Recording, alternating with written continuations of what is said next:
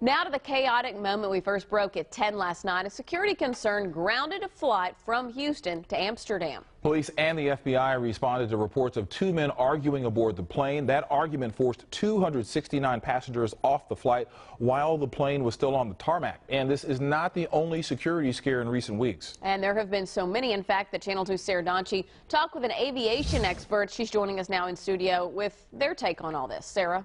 Yeah, Lauren, it's incredibly interesting. It seems like we hear threats against schools, against businesses and flights more and more every day. We talk about them in our newscast, certainly, which puts the authorities and the airlines specifically in a very difficult position. When threats are made so often, when do you take them seriously?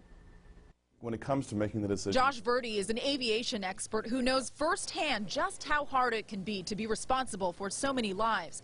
Airlines are always going to err on the side of caution. If they think there's a legitimate threat to the safety of flight, they're going to always take the safest option. If there's any reason to believe that a disruption is minor in nature, then most airlines are going to take the steps necessary to stop the danger, but then not affect the schedule of the flight. Yesterday's KLM flight from Houston to Amsterdam returned to the gate at Bush Airport after some kind of argument between two passengers. Police checked the plane for any threats and didn't find anything, but the flight was still canceled, inconveniencing hundreds of passengers. Verdi says it's better to be safe than sorry, but there is one thing that will almost always interrupt a flight.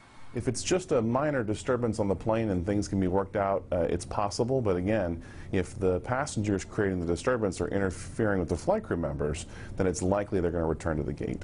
Interfering with the captain or crew on an airplane is a federal crime that can carry a 20-year prison sentence.